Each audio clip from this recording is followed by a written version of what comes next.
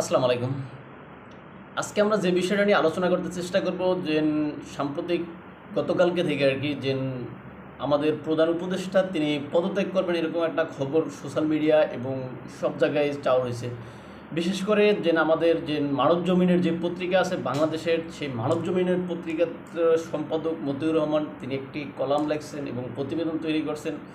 সেখানেও তিনি এরকম একটা বিষয় দাবি করছেন যে তিনি পদত্যাগ করতে যাচ্ছেন। এখন আদতে সব কিছু মিলে দেখলে বা চিন্তা ভাবনা করলে দেখা যায় যে এটা আসলে কি সত্যিই কি এটা কি পদত্যাগ, তিনি কি পদত্যাগ করবেন নাকি এটা জনগণের বা তার বিরুদ্ধে যে সমস্ত জনমতটা তৈরি হয়েছে ওই জনমতকে একটু ভিন্ন দিকে প্রবাহিত করার জন্য একটা মেটিকুলাস একটা ডিজাইন। এখন আমার থেকে এটি মনে হয়, কেননা বর্তমানে ডক্টর মোহাম্মদ ইউনূস একটা চাপে আছেন, যেটা একদিকে জনগণ, বিশেষ করে জনগণ বলতে বিএনপির অংশটাকে বোঝানো হয়। বিএনপি একদিকে যেভাবে ইউনূস সরকারকে একটা চেপে ধরার একটা প্রক্রিয়ার ভিতরে আছে, বিশেষ করে এই যে ইশাক সাহেব যে আন্দোলন করতেছেন এই যে তার এই যে মেয়র পদ বুঝে পাওয়ার জন্য। এখন এই মেয়র পদ বা মেয়র হিসেবে তাকে শপথ পড়াইতে সরকার এখানে নারাজ। কেননা সরকার যদি এখানে ইশরাক সাহেবকে মেয়র পদে বসায়, সেক্ষেত্রে আপনার বরিশাল সিটি কর্পোরেশন, অন্যান্য যে সমস্ত সিটি কর্পোরেশনগুলো আছে যেগুলো আওয়ামী লীগ সরকার আমলে নিয়োগ নির্বাচন হয়েছে, ওই নির্বাচনে আওয়ামী লীগপন্থী লোকেরা জয় হয়েছে। এখন এই সময় এসব পরাজিত শক্তি যারা ছিলেন বা যারা তখন হারছেন আর কি, তারা এখন সবাই মেয়র হইতে চাচ্ছেন বা এটার বিষয়ে রিট করেন, মামলা করেন, ইত্যাদি ইত্যাদি।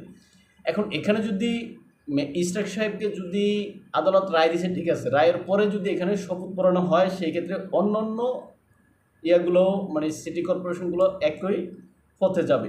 আর যেটা সরকারের জন্য বুমেরাং হবে, কেননা সরকারের কিংস পার্টি হিসেবে পরিচিত যারা এই যে এনসিপি, এই এনসিপি চাচ্ছে যে সামনে জাতীয় নির্বাচনের আগে একটা স্থানীয় নির্বাচন দেওয়া। আর এই স্থানীয় নির্বাচনগুলোতে তাদের পছন্দের ব্যক্তিগুলোকে এই সিটি কর্পোরেশনগুলোকে বসাইতে চাচ্ছে।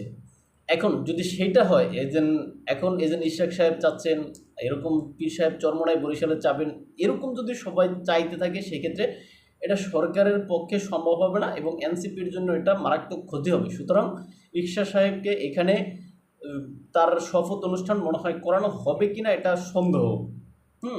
যতই আদালত রায় দেউক আর যা করুক। এখন এটা ছাড়াও আরেকটা বিষয় আছে যে যদিও শপথ যদি পড়ায়, যদি এক জনগণের চাপে বা বিএনপি সমর্থকদের চাপে যদিও শপথ পড়ানো হয়, কিন্তু তারপরে ইশাক সাহেব কি তার কার্যক্রমগুলো কি সঠিক পথে করতে পারবেন? কেননা এই যে স্থানীয় মন্ত্রণালয় স্থানীয় সরকার মন্ত্রণালয় যেটা থাকে, ওইটার অধীনে এই সিটি কর্পোরেশনগুলো থাকে। আর এই সিটি কর্পোরেশনগুলোর সাথে স্থানীয় সরকার মন্ত্রণালয়ের যদি একটা বিরোধ থাকে, তাহলে এই বিরোধের জের ধরে তারা কিন্তু, অর্থাৎ সিটি কর্পোরেশন মেয়র যারা থাকেন, তারা তাদের কাজগুলো সঠিকভাবে করতে পারেন না। যেটা আমরা গাজীপুরের অধ্যাপক এম এ হান্নান সম্ভবত বিএনপি মেয়র ছিলেন, হ্যাঁ, তার ক্ষেত্রে দেখছি। আবার আমরা সিলেটে আরিফুল হক চৌধুরী বা আরিফুল হক নামক ব্যক্তি, তার ক্ষেত্রে দেখছি। এরকম আরও কিছু ব্যক্তিরা আছেন, তাদের ক্ষেত্রে দেখেছি।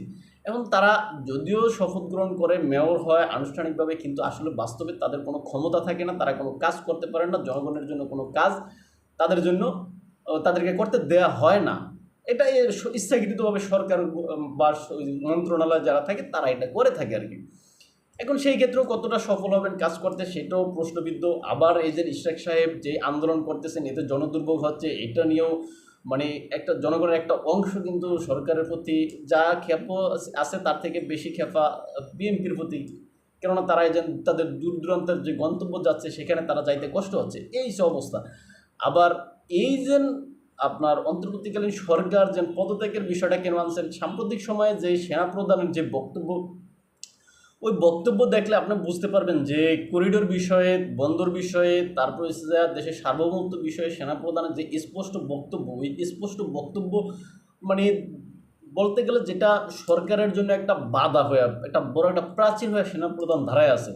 সুতরাং আমেরিকার এখানে যে সমস্ত স্বার্থগুলো আছে, ওই সমস্ত স্বার্থগুলো হয়তো এখানে অন্তর্বর্তীকালীন সরকার দিতে চাইবেন, কিন্তু সেই ক্ষেত্রে বাধা হয়ে দাঁড়াবেন আমাদের সেনাপ্রধান। তাই এখানে সেনাপ্রধান এখন যেই বক্তব্য দিয়েছে, ওই বক্তব্য দিয়ে তিনি এই যে একটা নির্বাচনের মাধ্যমে জনপ্রতিনিধি বা একটা সরকার আসার জন্য তিনি তাগিদ দিয়েছেন।